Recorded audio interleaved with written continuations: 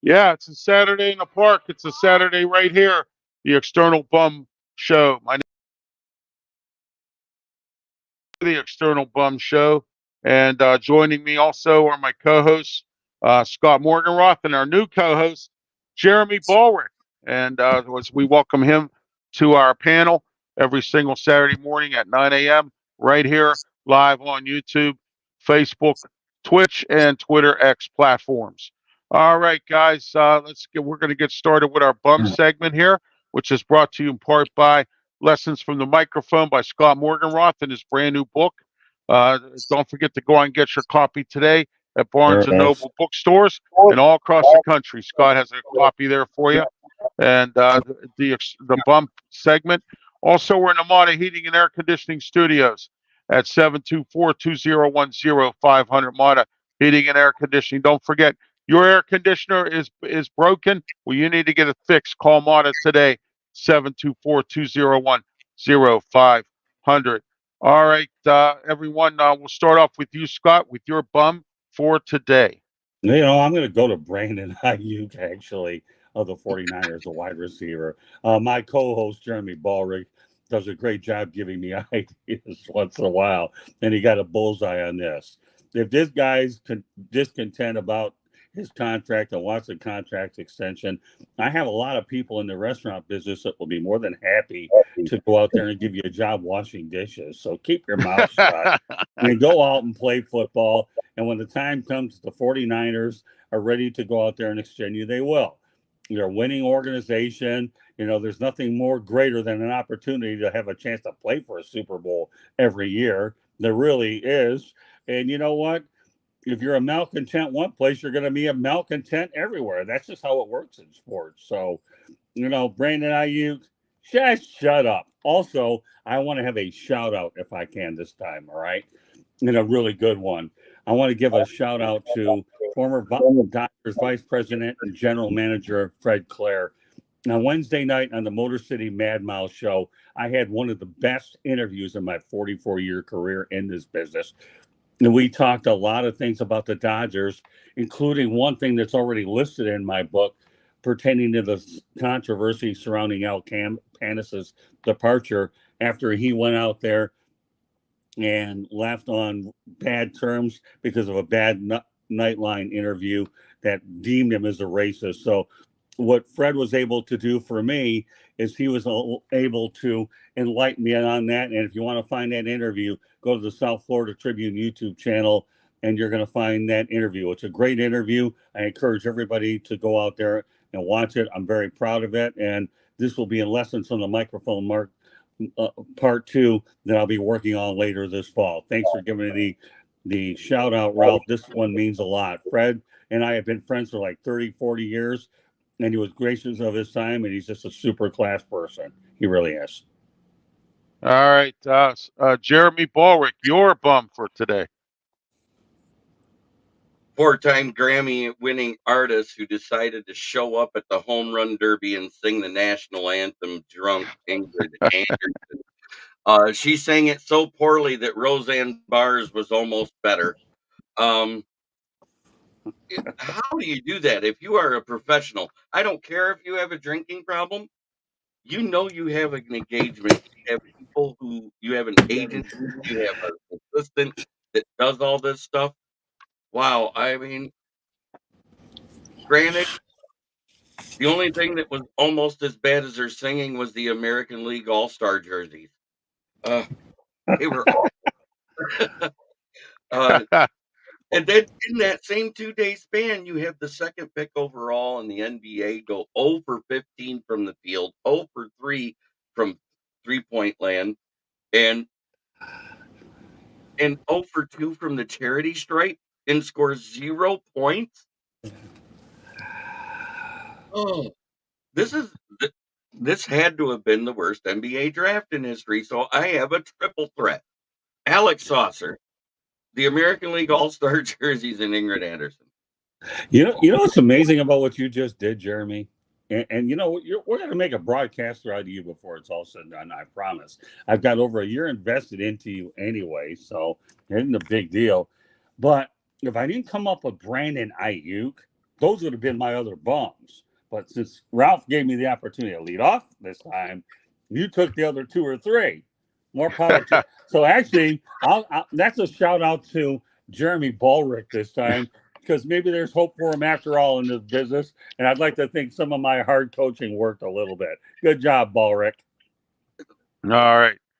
All right, guys. My bum is Jordan Addison, wide receiver for the Minnesota Vikings. Got himself into some trouble again with the law. He got a DUI, and real soon here, Minnesota is not going to have Jordan Addison because the NFL may impose some kind of suspension. My second bum, which we're going to talk about shortly here, is Lawrence Taylor. Lawrence Taylor just got arrested again, or got arrested again for not reporting himself, as you know, and I really kind of didn't notice until I did some research on this, that he was involved in some kind of issue where he is on Megan's list and he has to report it wherever he moves to or wherever he decides to stay, and he didn't do that, so he ended up getting arrested. So these 2 guys are both my bums today for both getting arrested. And Lawrence Taylor, you should know better than to not report yourself when you're on Megan's list for something that you did in that. And Jordan Addison, you're another one that needs to learn better, going out and getting a second DUI within the course of a year. All right. If you can't handle the game, Jordan, then get out of it.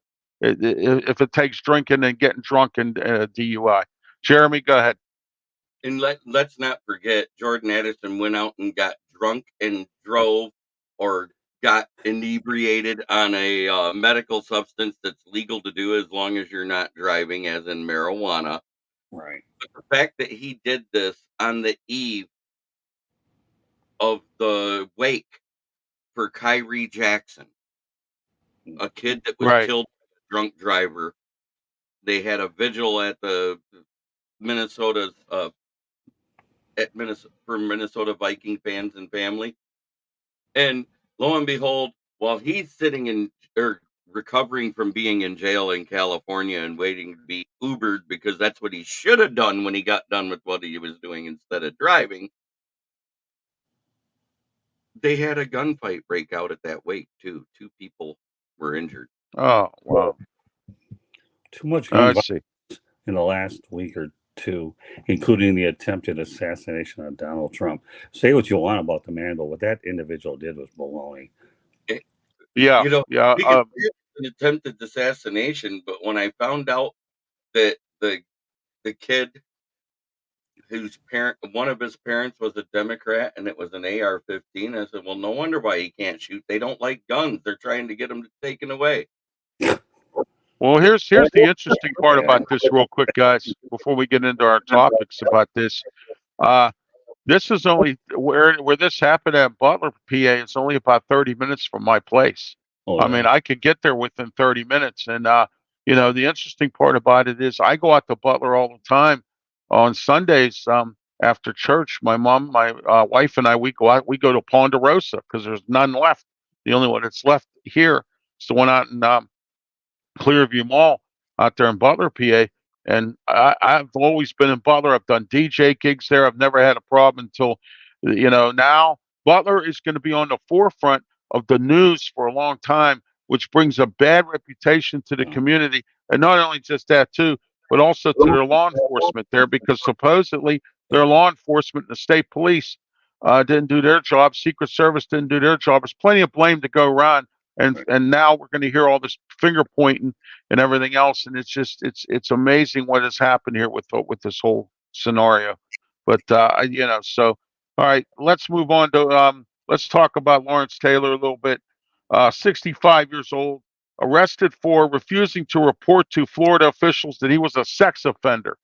A 65-year-old man that didn't report himself to the Florida authorities for being a sex offender. I find something very appalling about this. We'll start with you, Jeremy.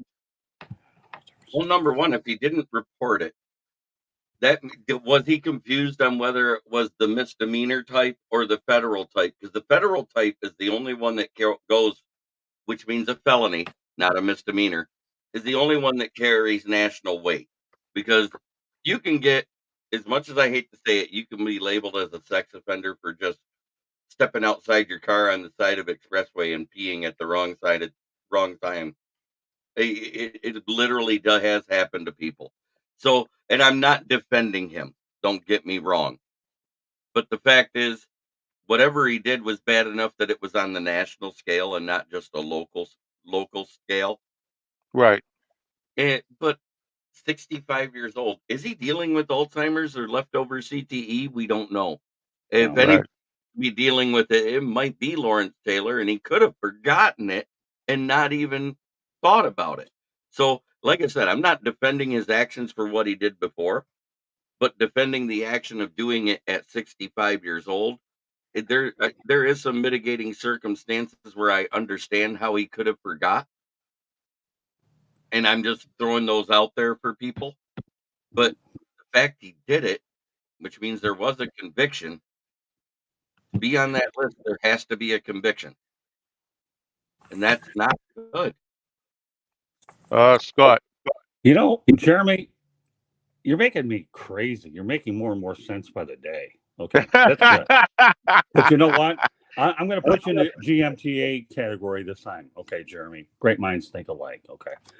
Number one, we know that Lawrence Taylor, okay, has had a history of legal issues going back to even his playing days are outside.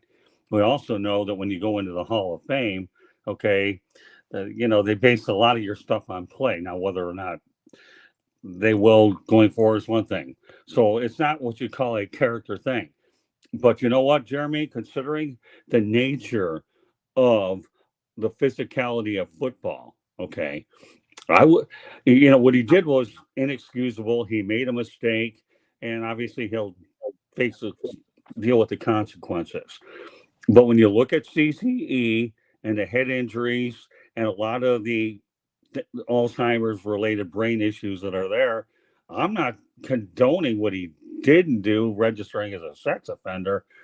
But, I hate to say this. How many times have we seen these traumatic head injuries lead to premature deaths or way sooner than that? If you don't Yes. believe me, and let's talk about on a younger scale. Okay. Junior Seau, you ever heard of him? He was pretty good. Right. Yes. And let's continue on. I mean, and the list goes on and on. Junior Seau is the most publicized one because this guy here seemed like he was right, and all of a sudden he was wrong, meaning gone. Right. So, you're right, Jeremy. I mean, I'm not saying the guy was right or wrong, but until a guy passes away and you turn his brain, okay, into science, we can't sit here and discount a lot of these things that are going wrong. You know what I mean? And, Lawrence Taylor to me, the irony about Lawrence Taylor is that when I covered my first Super Bowl back in 1999, he was actually elected into the Pro Football Hall of Fame Super Bowl 33. It was pretty neat. I mean, gosh, one of the first events I had gone to during the course of that week. It was really neat, and he's a great player. It's just unfortunate that a lot of guys, as they get older, they do have some difficulties, not only to adjusting to life after football, but you don't know the extenuating circumstances that they're going through. Again, I'm not saying he wasn't right or wrong, or that's nothing to do with it. This is a much deeper situation than most people understand it. If you're in the football world, you understand it. If you're not in the football world, I could see where public opinion might work against the guy. All right. My thoughts on Lawrence Taylor is I agree with you on this, Scott. We've had 3 Pittsburgh Steelers who had concussion syndromes and ended up passing away. One of them was Terry Long. He drank antifreeze and killed himself. Justin Stralzik, who was our former offensive lineman, they found him dead in his home. They presumed that he killed himself because he was depressed and angry over the concussions, and things like that. And then Mike Webster, Right.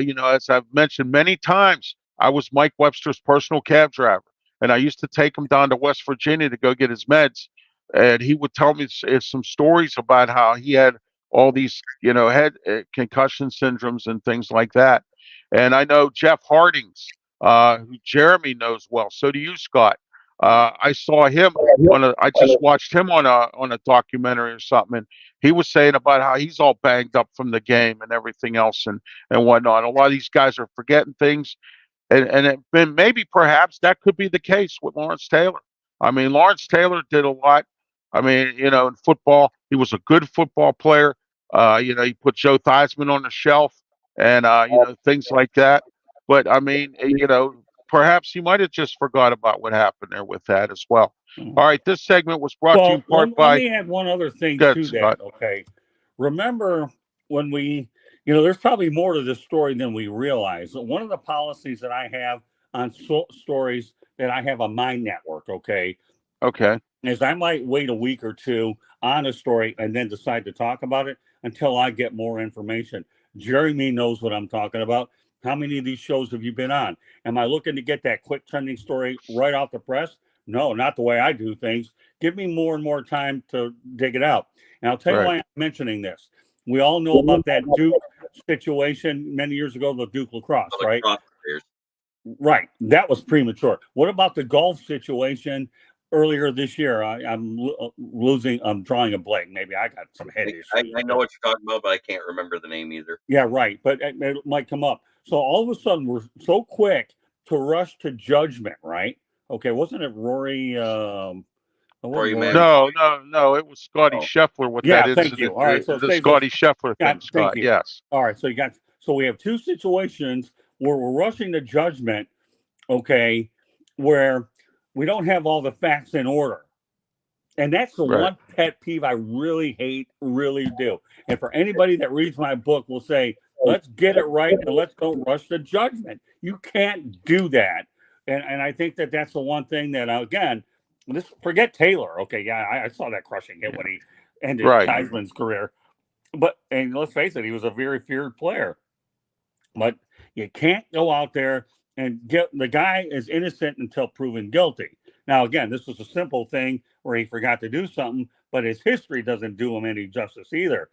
But my point is let's not be so quick to rush to judgment on anybody. And we've seen two examples with the Duke lacrosse players and Scotty Scheffler. And I think there was more damage done to Duke than there was Scheffler, because Louisville, if they're ever going to host another big event, they had to clean that situation up, and they were looking bad. Where the Duke lacrosse, I don't know how much reparable damage some of these kids had to deal with later, but we can't rush to judgment. You have to wait for the facts to come out and then bring it up when the timing is right. Where in my book, okay, you guys, if you've read it, which I'm sure Jeremy's probably read it, and Ralph, I'm sure you have, I talk about Frank Reynolds, former ABC reporter. He doesn't want it first. He wants to get it right. And I subscribe to that theory. I really do. What I tend to do with my lion stories that I use for my show every day, and it backs up kind of what you're saying, because I do the same thing. I will look at the story, see if it's a valid one or rumor or opinion first. And if it's a rumor or opinion, I put it on a back burner for 3 days. And the reason why I do that is I'm waiting to see what they say out of Allen Park, because lo and behold, as writing for Scott, I get the press releases for Lions, so I kind of get an idea of what they're thinking in the office, because I actually read the whole thing word for word, so that I can say, well, I don't think they're actually doing this, or I think this is a possibility. I mean, there's ones that make sense, and then there's other ones that's like, man, who wrote this? But when you are going in the moment, in these bad moments, like waiting a week to talk about Jordan Addison, that's fantastic. We all know it's fact by now.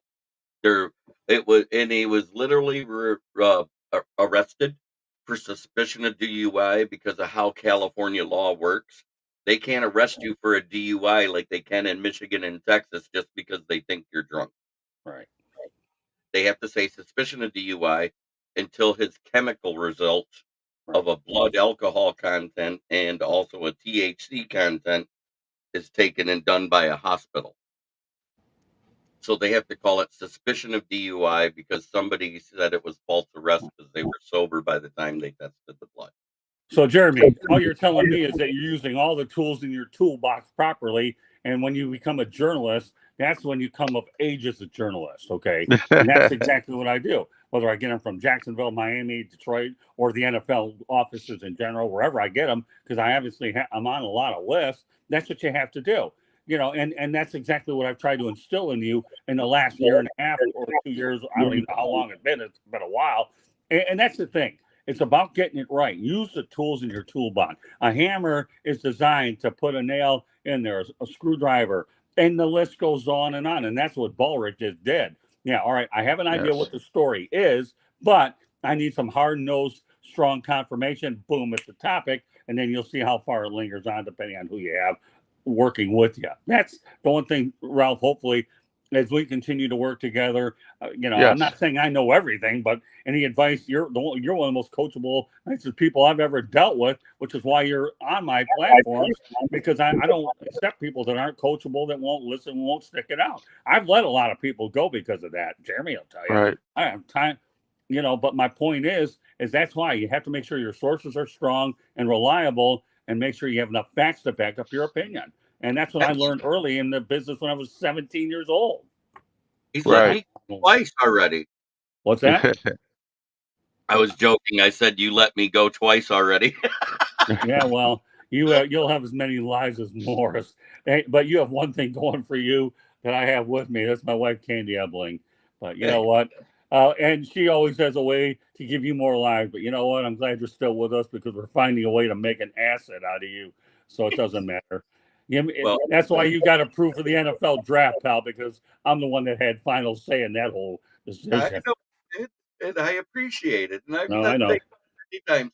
By the way, to back up my bum of Alex Sarr, who's played 6 games this summer so far. Have you guys seen his offensive stats as far as No, because I don't bother to watch that stuff. I'm too busy putting shows together, and especially those one-on-one interviews that are brutal, but they're great. He's 19% from the field. Let's put this into perspective. Everybody complained that Bronny James getting drafted by his dad, which we'll talk about that at another time, to the LA Lakers, has the exact same field percentage as the second pick in the NBA overall, 19%, 5.5 points per game from the 11% from 3. He's 50% from the charity stripe. Oh my goodness. Don't get me started there, BALREICH. This guy got a show to do. He does. Yeah. Don't get me started about Bronny James. Sorry. Williams does have an agenda here. He does. Even though we've gone out there. Hey, that's fine. We go off bit. topic all the time on this show. We're good. Yeah, but still, we got to keep it real for Mr. Williams. I appreciate that. Thank you. By the way, don't get me going, Bronny James. Oh my God, I'm actually drinking Diet Coke today, not Diet Mountain Dew, because it's semi-tame for me today. I get worse later. Don't worry. But I'm getting Diet Mountain Dew the day off, and I got Diet Coke before it goes bad. Diet Coke doesn't hold out as long as Diet Mountain Dew does. All right, guys. This segment here with Lawrence Taylor is brought to you by Alex's Flowers.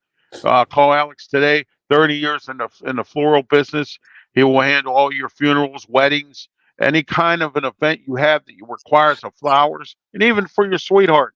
Give him a call today, 412-661-6071, Alex's Flowers. All right, this next segment here, let's talk about the Major League Baseball All-Star game that was on Tuesday nights. We're going to break down a little bit about it. This segment is brought to you by Robin Campbell Insurance, 412-366-3399. Robin Campbell, this guy came to my house and talked to me about insurance, auto, home, fire, rental, any kind of insurance you need. Bristol West Farmers Insurance. Call Robin today. The number is 412-366-3399. Robin Campbell Insurance. All right, let's start with you, Jeremy. Let's the Major League Baseball All-Star Game. Your thoughts on the game itself?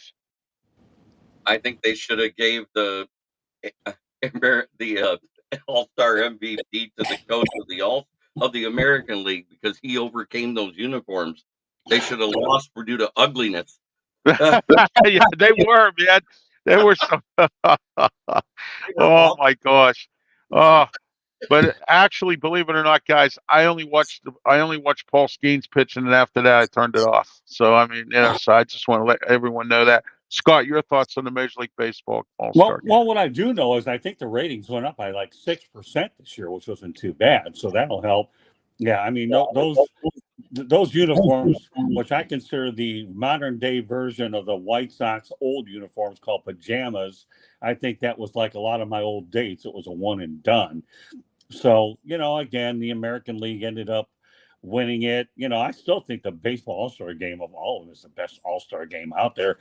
I didn't see a lot of it Yes. because guess what? I had Inside the Pigskin that night and we had a loaded show. So I was Yeah. able to see the very end of it and we had a really good show that night. So, so I can't watch as many events as I'd like to watch them, but baseball is my sport. Anybody that dares to go out there and criticize my sport, I will be very, very hard on them. I will. I love baseball. It's done a lot for me, but I think that All-Star game is the best of the four. I mean, the hockey All-Star game's not bad. Basketball's awful, and the NFL Yes. doesn't have one anymore because they have Yeah. skills The competition. NFL's a joke, Scott and Jeremy. That Pro Bowl setup that they've had. Roger Goodell continue. Why don't you just leave well enough alone? Instead, you got to go and you have to tweak this little thing here, and let's try to do this little thing here and Ralph, all that, hey, do me a or just favor. pay him $50,000 extra or whatever and send him home. Hey, or Ralph, whatever. I'm not responsible for your medical insurance, so I don't want you having a heart attack over this topic about how bad the NFL is. So let's No, stay on point, I'm okay? not having a heart attack. No, but the way you're looking, you are. I I'm know. trying to save you from yourself here, brother. Of course, my wife does all the time with me every day I wake up, but that's beside. But no, let's get back to reality, okay? The Right. MLB All-Star Game is the best All-Star Game of the group. It is. Skeetus was the story, no doubt about it. But I think the Terrence Scoobel could have started Corbin Burns. Either way, neither of the, whether it's Terrence Scoobel or Corbin Burns, they both ended up unscathed anyways. And Ohtani got the home run in the American League and ended up winning it later. It was a competitive game, so I think it was okay. But the best part about it is that it did have a ratings increase of about 6%. So I'm okay with it. Jeremy has definitely talked about the national anthem person for the home run derby being drunk. Who cares? That's a sideshow, and that'll be a YouTube thing down the road. And let me tell you, there's nothing more embarrassing than doing that. But in the end, I still believe that the baseball all-star game will always be the midsummer classic and the best of the four, no matter what. All right. Okay. Let's get back to our topics here. I know this one's a boring one for you guys, Well, I but thought that was one of them. yeah, I know. Well, here I got a better topic for you. We're going to talk about this in a moment here. Our next topic is brought to you by Keystone Coachworks. Look, if you're handicapped as I am, and you're in a wheelchair, and you're having issues when you go out, how about getting a wheelchair accessible van from the folks at Keystone Coachworks? 412-833-1900. Call them today. Ask for Dawn. Let me tell you something about Keystone Coachworks. They were very nice. They handled everything. They didn't give me this, the sales BS. They were straightforward with everything with us. They helped us with everything in the process, because the process is slow at times, and they helped us with everything. And now I have a wheelchair accessible van that works for me. And I know if you're handicapped, it will work for you. They also have financing available as well. So give them a call today. That number, 412-833-1900. Keystone Coachworks. I tell you, call them to ask for Dawn. Tell Dawn Ralph Williams sent you. All right, guys. The Oakland A's. The Oakland A's executive Sandy Dean has said that the club will not use all of the $380 million in public money from the people of Las Vegas for use of their in regards to the public money they got for their new ballpark in Las Vegas. Now, I think this is a little bit of you're taking money that's given to you to use towards your ballpark, and now you're saying you're not going to spend any of it. You need to spend it so that way you can justify yourself with the public. All right, especially if it's coming from public money. All right, from the folks in Las Vegas. We'll start with you, Scott. You know what? I'm going to tell you this. Falls into the category that I was telling you about a bit premature. Okay, you're only talking $30 million, not talking $100 million. No, So it right. doesn't seem like a lot of money. So I think there's more to the story that meets the eye. So what I'd like to do as time goes on is readdress it later. I can tell you right now, the Oakland A's aren't going to be in Vegas for, I would say, 4 years. Okay, not 3. They'll be in Sacramento for the next Right. 4 years. So, Right. if it was more than 30 million, it would bother me. I think that this story has to play out a lot more to begin with. Maybe they're using that $30 million for something down the line pertaining to the ballpark that hasn't come up. Well, we don't have enough information to really throw the A's under the bus. They're going to Vegas, but I say it's going to be 4 years anyhow. Get used to them in Sacramento for a while. All right. Jeremy. So you said 38.5, is that right? 38.5 or 30 million? No, it's 30 million. It's a flat 30 million, Jeremy. yeah, so flat 30 million. Yeah. Yeah, that's not a So lot. the foundation's set, the frame's up, the girders are there, but what's to say what's wrong after the actual stadium's built? Because we all know there's wiring mistakes, Right. there's plumbing mistakes, there's all sorts of mistakes that happen, Right. and that's expensive to get fixed. Right. And then also that does not include the sound system being set at the time of the build. What if they're going to use that 30 million to run the lights and the sound? Excellent points. Yeah, exactly. What you just did is you just backed up why 30 million isn't a big deal. What do they get? Right. 380 million, 380 million. Yes. Right. Right. So yeah, that just validates. You don't know if there's going to be other costs later. Just have the money available. Yeah, I mean, think of all these newer stadiums that are 20, 30 years old that have to be fixed up. Milwaukee's another one where Commissioner Manfred said, you better get this situation fixed or, Milwaukee's free to go wherever they want. And let me tell you how quickly they actually move to get these things or run the risk of losing the team. Ironically, next week when I do the show, I'll be in Racine, Wisconsin. So doing it out in Wisconsin about an hour earlier. But you're right. I mean, you don't know where that 30 million is going to go. They're not, and so that's where I think, again, I'll reiterate my position again. Okay.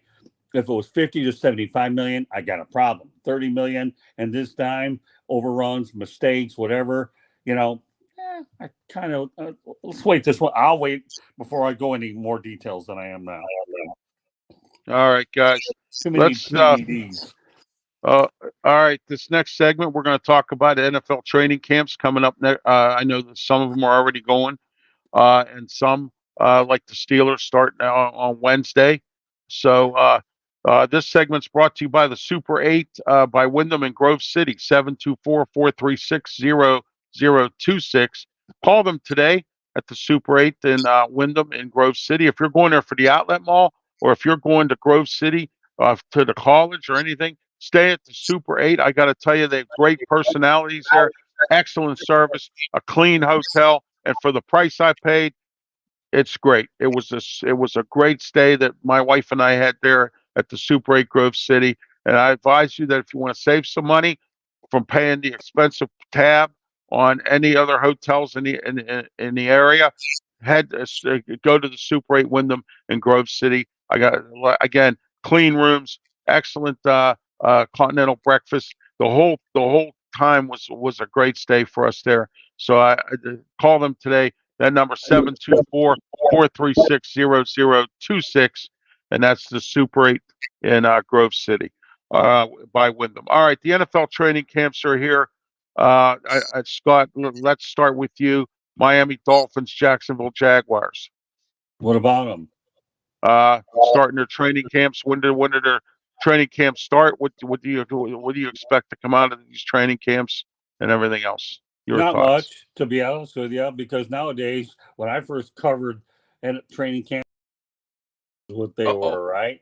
Nowadays, it's all patty cake, baker's man, really. Look at some of the young guys and then add to the practice squad now. So I don't know. To me, I think the fact that training camps are going to become a lot less emphasized when you really look at the reality, because they're going to eventually be down to 2 preseason games and you're going to have an 18-game schedule. The Miami Dolphins will go into training camp with a great offense. What have they done to help their defense? The Jacksonville Jaguars, we'll find out if Trevor Lawrence is worth the $275 million that he's going to get paid. I think he is. And as far as the Detroit Lions, well, they're coming in. To me, they're coming in with a lot of expectations for the first time in a while. And we'll see whether or not year two of they can get in the playoffs back-to-back years. So I think there's a lot of interesting things that could come out of it. But we're not going to know a lot. You're going to have a lot of joint practices right now. What I do know about NFL training camps is I'm going to get a lot of information, and I'm going to share it to a lot of people out there so that I can stuff their podcasts and their radio shows. That's what I do know about them. So stay tuned. I think BALREICH knows what I'm talking about, right, Jeremy? All right, Jeremy, your thought, training camp for the Lions, as we call them here, the Lions. Yeah, the Lions. Well, them Lions, what I read from reports yesterday from some of my friends that are reporters right at Allen Park, and yes, I'm calling out my friend Jeff Brisden, because without Scott letting me go to the draft, I wouldn't have got to meet him face to face. We've been friends on Facebook for 5 years talking about writing and stuff like that. Right. So he actually reported that most of the rookies were already at camp, and a few of the second and third year guys were there already yesterday. But camp start, they didn't have to report till today. Sounds like they've got the youth headed in the right direction in Detroit, Right. because we got people reporting ahead of time and already working out on their own without it being a scheduled activity, which is fine. Players are allowed to do that at your facility at any time. Those workout facilities, they're there for them 24 hours a day, 7 days a week, and open to anybody that has that little Lions key card to get into Allen Park.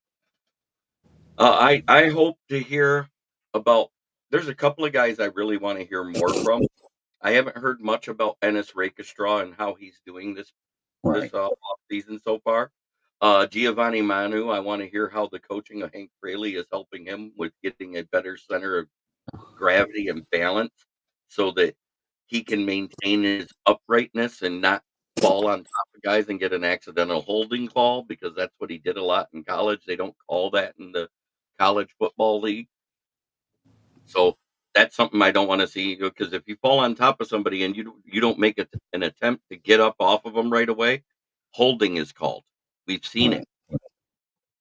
And the other one I want to know is Sion Vaki as good of a running back as they say he is? Because I want to see it. And I'm actually going to training camp on August 11th, and I'll get to see all this myself.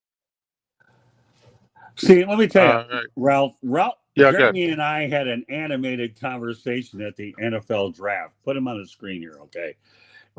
And I was going out there and telling Jeremy, because he didn't think it was a good pick at the beginning. I said, listen, Jeremy, okay, I know what it's like being in the war room, and you may be a little skeptical about the pick now, but don't underestimate Holmes and Campbell, right?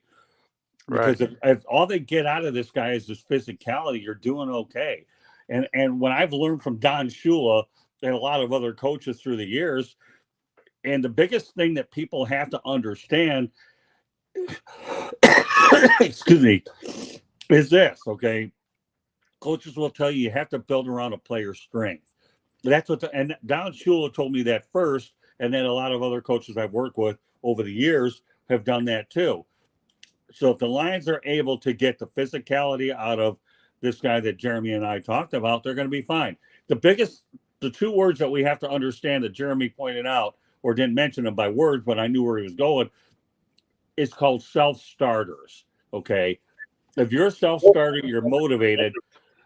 To me, and yes, Brent, development is huge. And part of development is being a self-starter, discipline, knowing that the Lions' jobs are not coming from a 3-13-1 team. They're coming from a team that won 12 games in the regular season and added a couple more wins during the postseason. That's what you're at this point in development. So, I've always thought a lot of your later picks are good. I think the Lions had a pretty good draft. Again, it's not about winning the draft. It's about what you do on the draft that sets you up later on to win in the regular season that ultimately leads you to the postseason. That's really what it's about, called the hidden gems. Well, the way you win in player development is what you do with your undrafted free agents, is what you've done. One of my favorite undrafted free agents all time was Brandon Powell. He won the job with the Lions a few years ago because he had a sensational performance on a rainy night in Tampa when the Lions were playing the Buccaneers. And I talked to him about it when he ended up coming down to Miami, and we had a good time. And Brandon Paul, believe it or not, has a Super Bowl ring because he got it out in with the Rams. So again, being a self-starter is one thing. You got to hit on your first, so you hope, but it doesn't always work out that way.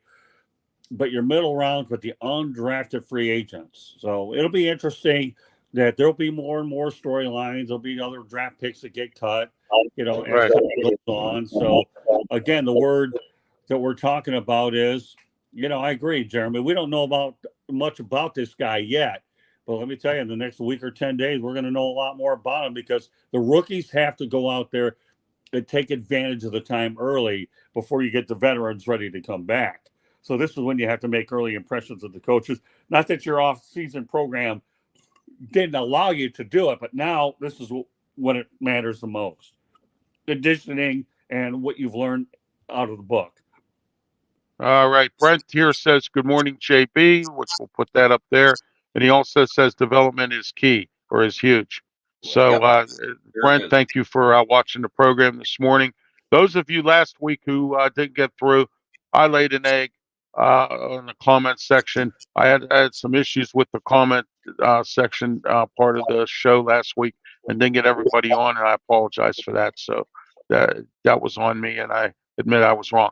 As far as the Steelers go, they start next week on the 24th, and as Jeremy had mentioned, we're having the same situation. Rookies are showing up early. People are getting their early workouts in before training camp. Our biggest thing is the Russell Wilson, Justin Fields thing. Najee Harris, who was denied his fifth-year option at this time, and then the Cam Sutton thing. And we have a lot of storylines going into this training camp for the Steelers. And we're going to find out, since Mike Tomlin got an extension up until his 20th year in the NFL, as to whether or not he's finally going to get to another Super Bowl. We will see what happens there with the Steelers this year. I think the schedule doesn't dictate a very good year, but I think if we stay healthy and we do everything the way we need to do it, I think the Steelers might have an opportunity shot this year. But I'm not saying that they will or will not go to the Super Bowl. Anybody can go to the Super Bowl, and anybody can be. It's better to be lucky than good, because last year the Steelers got lucky because they weren't good at times, and we're going to find out where they go this year as far as Ralph, that. You have to understand, your Steelers will all depend on to one thing: the quarterback position. Russell Wilson and Justin Fields. Forget about the rest of your roster; it's all between those two guys. Yes. It's which one, to me, if Russell Wilson performs the way Russell Wilson is capable, they're going to get in the playoffs. If he doesn't, so I don't. That's a definite yes. Yeah, but if he doesn't perform well and he struggles, then you bring in Justin Fields in a good situation instead of the horrible one that he's been in. Then this is a chance for him to mature in a good situation. It's unfortunate that the Steelers have to look back at their draft and say Kenny Pickett was a failure, and he actually is a hometown guy, and now he's across the state in Philadelphia. So it'll all come down to your quarterback position. I don't care about the rest of your roster, but at least both of these quarterbacks are in a stable situation with Mike Tomlin. And I tell you what, if their quarterback situation's halfway decent, they're going to get 10 wins. 10 wins usually get you in the playoffs. Yes. Yeah. Well, I'm looking at 11-6. That's what I'm looking at, possibly, or maybe even 12 and off in terms of what our numbers are, Ralph. Right. So it doesn't. Let me tell you something. Okay, you bring that up. When the Green Bay Packers won a Super Bowl, they did it with a 10-6 record. When they came back the following year and they won 12, 13 games or whatever it was, they lost. So it's about getting in the tournament. It's not how good you look and playing at the right time. Right. Oh yeah. You could be hot at the right time. You could be, could slump at the right time. You can have. It's there's some things about coaching in this, Scott and Jeremy, and there's also some stuff about sometimes you can get lucky. I mean, you can get a team that might have a lot of injuries, and you can get really lucky. You might have a soft schedule where you have teams that stink, and you might have a whole bunch of those and get into the Super Bowl. Then again, you might have the worst, one of the worst schedules around where you have 8,000 tough teams, but you could still get into the Super Bowl. Well, here if you want to take that argument, the Miami Dolphins have some of the sexiest starts on the planet. But what do you think Yes. happens when it comes down to The December and playoff time. January? Right. They end up they end up freezing in the cold, and there is a pun Yes. intended. They can't play in bad weather, and all of a sudden, Yeah. this team here ends Here. up laying an egg. What you have to understand, Jeremy, I don't know if you know it, this team has not won a playoff game in 24 years. I know. 24. Huh? What team is that? Miami Dolphins, Jeremy. The Miami Dolphins have not won a. In fact, I'll even take it a step further. Okay, Mike McDaniel. Hold on, Jeremy. Mike McDaniel has already said, I think the coaches have to report in at 24 minutes after the hour because he's adding a little bit of light to the situation that they haven't won a playoff game in 20. That's bad. And I will do an Inside the Pigskin show about longest droughts in the NFL at some point. Right now, I'm just trying to sift through a lot of different things because we have college football, we have the United Football League, and the NFL. And once in a while, a Canadian story comes worth our while. You know what I mean?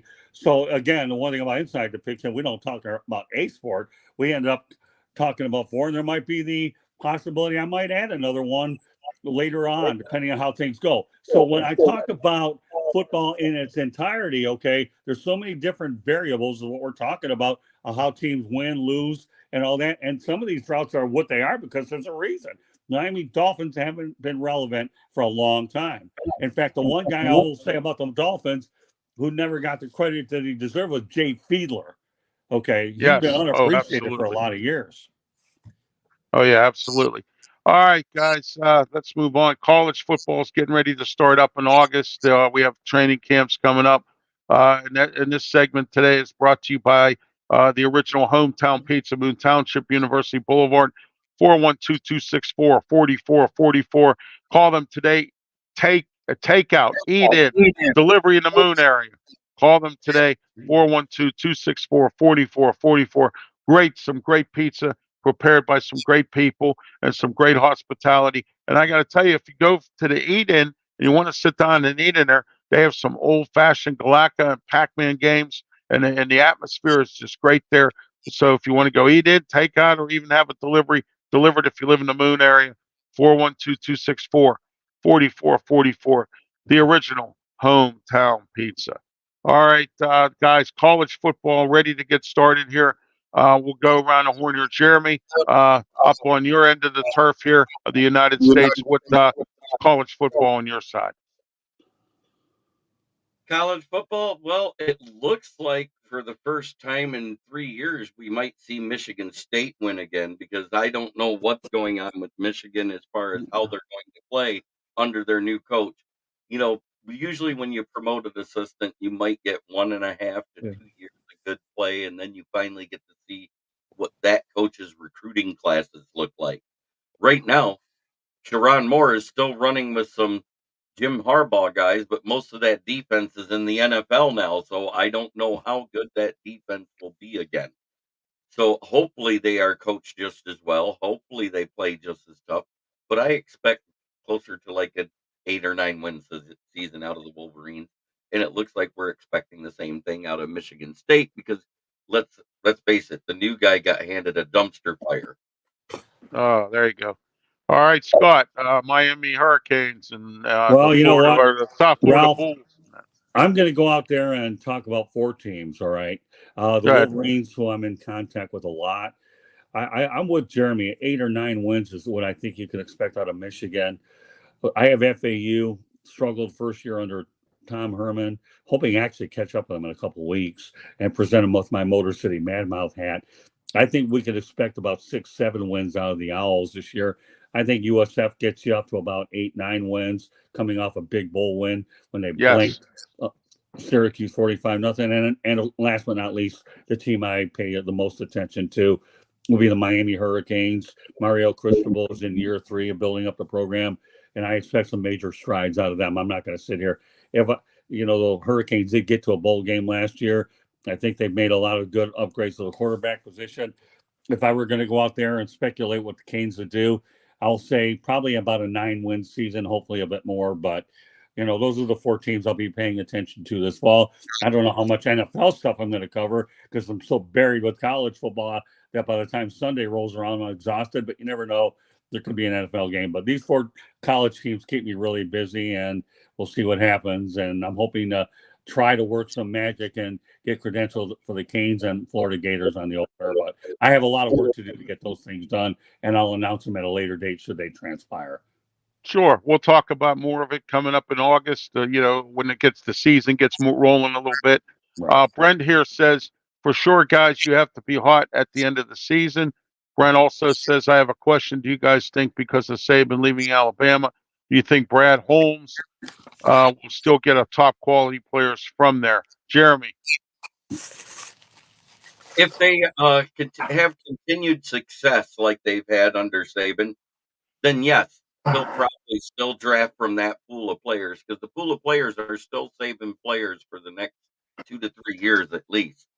So you do have that unless they all transfer out, which how many did they lose this year? Wasn't it like 15? And Right. Yes. Michigan lost the most in the transfer portal of 23. And second most was Ohio State with 21. Yeah, let me double up on that too, Jeremy, if I can for a moment. We did a show on Inside the Pigskin, which you were a part of anyways, called the Alabama Lions. Remember that? Yep. Hopefully this guy here probably watched that show because that was one of the things that we talked about. And that Coach Bono addressed it too on that show. Hey, you know what? If a team is comfortable drafting from another team because they know that they're a blue blood, why not? Philadelphia, all teams do it, but in this situation, when I titled it the Alabama Lions, we got a lot of people that watch that show. And I think that's one of the things that'll happen that, you have certain places like Ohio State feeds a lot. Michigan, you can say what you want over the years, but they put together a lot of pros too. So, again, if you're comfortable drafting from a system where they have excellent coaching, what do you think is going to happen? And the Alabama Crimson Tide Detroit Lions connection to me has been one that has worked out well and it's built. Jahmyr Gibbs will be another stud, and the list goes on. You know more about those than I do. I put them in there. I know we have, but you can list the other ones if you want to. But this guy brings up an excellent point. Oh yeah, absolutely. Okay, now on my end, Pitt is the prediction is this year they're probably going to be 8-4 and go to another bowl game. They've lost a lot of stuff in the players in the transfer portal. They're having a very difficult time getting 4 and 5 star athletes. We've been getting like the 3-star athletes. Pat Narduzzi's in his 10th season. He's lasted pretty long here at Pitt. Heather Light just gave him an extension not too long ago. We're going to find out where Pitt goes this year in the ACC. It's going to be interesting. We have a different quarterback, a new offensive coordinator. We have some different pieces to the puzzle here, and we're going to find out where Pitt goes. Penn State, on the other hand, they always look good. They have a great recruiting base, and they look very well. And I think they're going to look good again this year. Question is, can they beat Ohio State and Michigan? Those are going to be their key games this year, as always, with Penn State. And then also West Virginia, on the other hand, they're still in the Big 12. Neil Brown saved his job because some of my West Virginia sources told me he was on eggshells last year. He got him to a bowl game, saved his job. He's now starting to recruit a little bit better. I think West Virginia could pull up and sneak up in there a little bit this year as well. So that's the college football thing on my end. All right, we're going to go to our final segment of the show, and that's our local segment where we talk about stuff in our communities as far as sports goes. Start with you, Jeremy. Well, locally, lo and behold, the Tigers went into the break for the All-Star game winning, and they came out of it winning against the Blue Jays last night. I heard they did it pretty convincingly too. So should they be selling or should they be buying? It's up in the air. And if it was me, I like winning instead of conceding that I'm going to lose. I'd rather buy players. And if you actually go to MLBtrader.com, and I the only reason, and I mean that as in trader, as in like stock trader, they look at all the options for teams and they weigh them out there, and more people are looking to buy than they are looking to sell. And if you're looking to buy, the guy you trade is Jack Flaherty. If you're looking to sell, the guy you trade is Tariq Skubal. All right, Scott, you're local. Amazingly enough, Jeremy, I'm just going to say one thing about what you said, and I want to go back to my neck of the woods. Okay, and that's this. Number one, if the Tigers become sellers, AJ Hinch will resign at the end of the year because he didn't sign up. He didn't mind rebuilding a little bit for a couple of years, but this guy's a championship winning manager. He'll be done. And that's why he's saying we are buying, period. Now, back to my neck of the woods here locally. Here's what you have. The Florida Panthers have lost some players during free agency. That's what happens when you win a Stanley Cup. Okay, the question is, will the additions be greater than the subtractions? I don't know. They did get the championship gorilla off their back, okay, but it's not going to be easy for them to repeat. It never is for anybody, okay? So, but again, Sam Reinhart, they did retain him. The Red Wings, Vladimir Tarasenko's back up there. And again, as you continue to watch guys, and I think another guy, Brandon Montour, goes to Seattle. So, Bill Zito is definitely one of the best, shrewdest GMs on the planet, but he's going to have to be shrewder than Schroeder for the Panthers to have an opportunity to win another cup. I'm not holding my breath that they will, but for the franchise itself, at least they were able to get the gorilla off their back. But they're going to have some stiff challenges by the time the Stanley Cup hangover is all done. Everybody takes the Stanley Cup from here all the way to Iceland. All right, Scott, thank you for that. Brent says here, okay, thanks, guys. That's good news. And then he says, I'm also glad the Tigers have been doing well. Is our GM for the Tigers any good compared to Dave Dombrowski? So we'll go to Jeremy for that. Versus Dave Dombrowski. Dave Dombrowski, he was a different cat, and he also had Mike Ilitch's pocketbook to work with. So what he was doing was he traded the farm to try to win now, because we all knew Mike Ilitch, his health had been failing for a while. He had some medical issues going on, and Dave Dombrowski knew Mike Ilitch wasn't going to be around forever. So they were in win now mode. That's why we got players like Pudge Rodriguez, Chris Shelton, Maglio Ordonez, the pitching that we added to go with the guys that we had in that great pitching room in 2006. Granted, we couldn't keep them all by 2009, and we might have kept the wrong one if you think about it. Rick Porcello played 3 straight injury-free years. Max Scherzer, 3 straight injury-free years. And yet Verlander, the very next year, 4 starts and then on to the IR because he had to have Tommy John surgery. And then he had to have a second one 2 years after that. Am I saying that we did the right thing every time? No. Am I saying that Dave Dombrowski would sell off every prospect under the sun to try and sell his soul to get Ilitch a World Series trophy and ring for his case before he died? Yes. So what I see here is this guy does a little bit more of the Billy Ball thing. He's trying not to overpay long contracts, unlike other than Baez. That was a reaction due to Correa going the other way. But Correa hasn't worked out for that team that well either. So trade Baez and Torque and get us Nolan Arenado from St.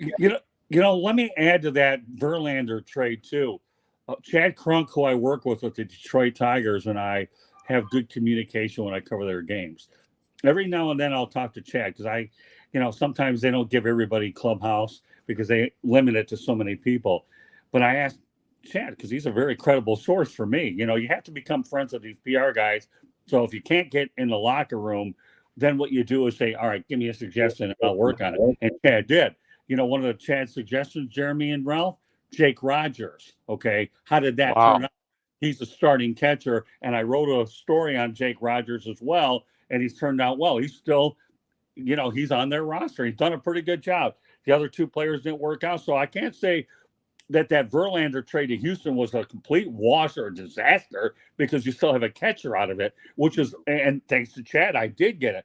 And that's when you talk about when you work in this business, you got to know who your sources and friends are. You really do. And I will say it's a bit premature in terms of what this general manager, Scott Harrison, is, and the actual general, it's a little premature right now because, again, like Jeremy said, Mike Ilitch was spending. Chris Ilitch isn't spending as much. But, if you have a manager like A.J. Hinch saying, you better spend now that we've gone through it all, then maybe Chris Ilitch will see things a little bit differently. So, again, you never know. The Tigers, there's no question they don't have a bat in that order that I'm scared of. I watched them play the Marlins in Detroit, and other than a 5-4 win, they didn't score any runs the rest of the series against the Marlins. And I'm not knocking my Marlins at all. I mean, let's face it, the Marlins have been up and down. We've had a lot of injuries to our pitching staff, and it's been a really weird year. Kim Ng did a good job building this team, but now they're in transition. So I think that Jeremy's analogy about Billy Ball is probably not too far off, but we're only into 2 or 3 years with the Hinch Harris regime is what we are. We all know Dave Dombrowski won everywhere he's been. He's won with the Red Sox. He's going to win it again this year with the Phillies. We know he won it with the Marlins. He wins everywhere. But again, they're different philosophies altogether. So, it's interesting. Buyers or sellers are what they are, but you have totally different situations where the Tigers are going to be expected to have to spend more money if they're going to keep the fan base engaged. And the biggest underlying circumstances, they got pressure from the Detroit Lions right across the parking lot to win. All right, guys. All right, my local is the Pirates beat the Phillies last night 8-7. They came back from a 7-4 deficit.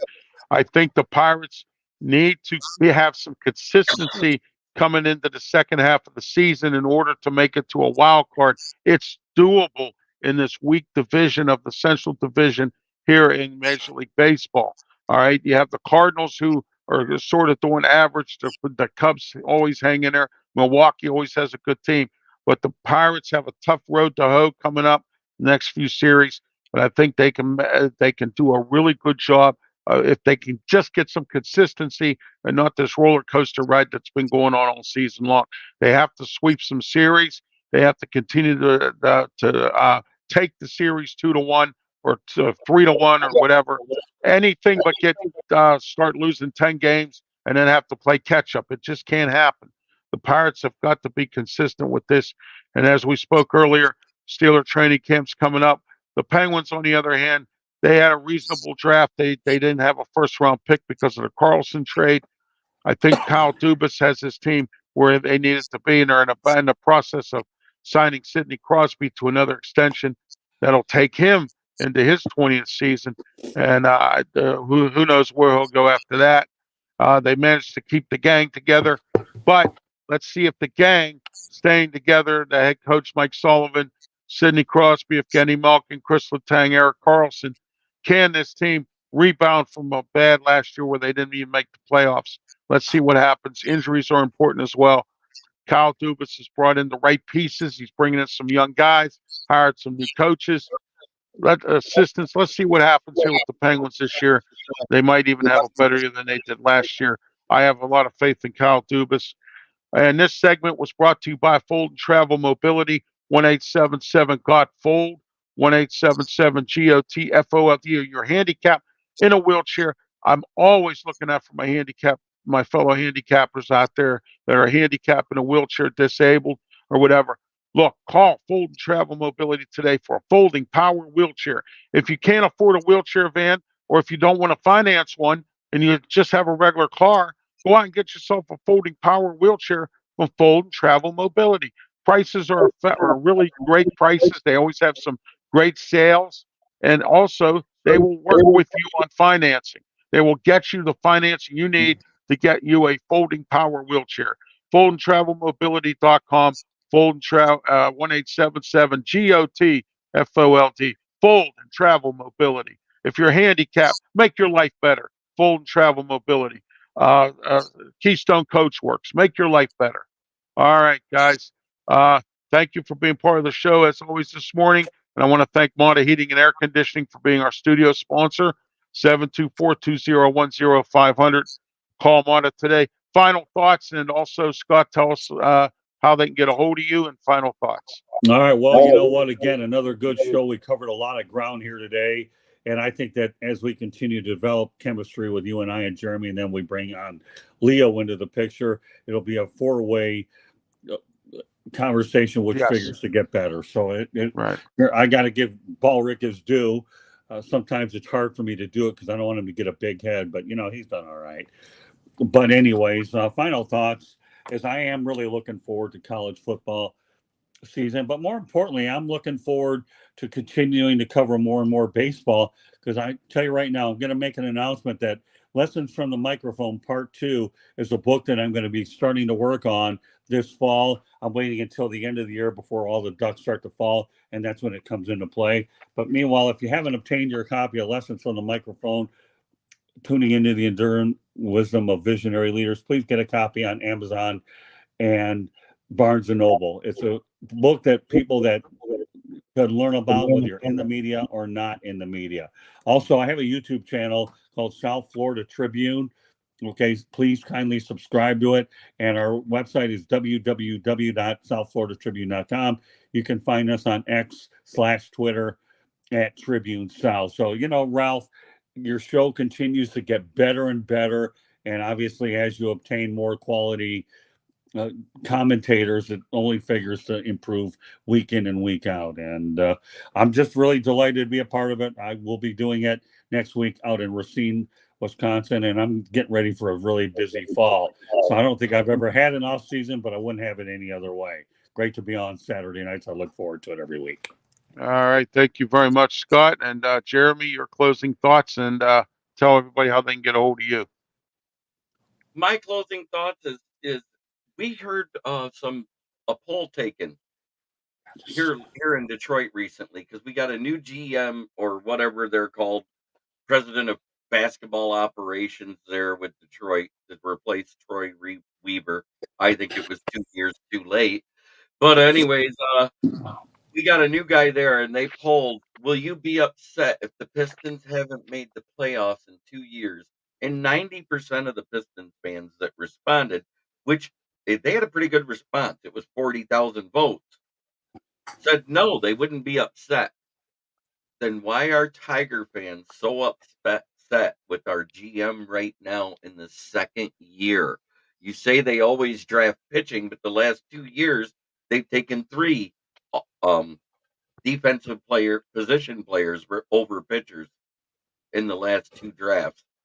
So let's hold the phone on nailing the new GM to the wall, because he just fricking got here. All right. You can find And me go ahead, Jeremy. all over social media. I am at Smokin' Jeremy B. 1 on Instagram, Smokin' Jeremy B on Twitter. You can find me on Facebook, Jeremy BALREICH. You can find my writings at the SouthFloridaTribune.com. You can see me at 1 to 2 times a week on the South Florida Tribune YouTube channel. And you can see me every day but Saturday with my own shows right here on YouTube at Kneecap Biting with the Motor City Lions. And Ralph is a part of my Wednesday NFL podcast that I do at 9 p.m. And I'm very grateful for the insight he brings us on the Pittsburgh Steelers. All right. Thank you, Jeremy, and Scott as well. You can reach me on RW Media Productions on YouTube. I have several shows that I do there, including Ralph's Opinion, The Way We See It, Sports Corner, this show here, The External Bum. I also do on Sundays a Bible capsule, and I also do a sports capsule as well, where I come up, do a little 5-minute capsule on what's going on in Pittsburgh sports and around the country. Also, I'm coming up. I'm going to be on Roku real soon, Spotify, and starting August 1st, PCTV, Channel 21, Comcast 47, Verizon Cable in the Pittsburgh area, and also on PCTV's Facebook page, Sports Corner, Ralph Williams, Smoking Jim Frazier, Sports Corner TV, Wrestle Talk will be on PCTV, Ralph's Opinion Local, where I talk about in the local Pittsburgh area. You can also reach me on Facebook, LinkedIn, Tumblr, and you can also reach me on Twitter X platforms as well. I'm also on several shows across the country, including Smoking Jeremy B show. I'm on Fire Up with the South Florida Tribune on Thursday nights, and then on Wednesday nights as well. I'm on at 10:30 p.m. with Peter Blake down in Tampa, and the Sports Web is part of the segment called Turnbuckle Talk, where we talk about professional wrestling. Also, don't forget this Tuesday on the Sports Corner Show, 4 to 6 p.m. on all the social media platforms here. Myself, Ralph Williams, Smoking Jim Frazier. Our guests will be Will Akins from the Steeler podcast, Bubba Brewer from the Steeler Dynasty podcast, Ray Fittipaldo from the Pittsburgh Post-Gazette, and also I will have Mike Sisak coming on from Amped Up Sports. We're having an AFC North Steelers show this coming Tuesday. 2 hours of nothing but Steelers and AFC North talk. And I'm working on getting a Cleveland Browns and a Cincinnati Bengals reporter on. And we're going to have a real good time on Tuesday, this coming Tuesday, on the 23rd, coming up this week. So tune in, YouTube, Facebook, and Twitch and Twitter X platforms. All right, guys, thank you for being part of the program. We'll see you next Saturday, 9 a.m. right here for the External Bum. For Scott Morganroth, Jeremy Ballrich, I am Ralph Williams. Have yourself a great one. Thank you.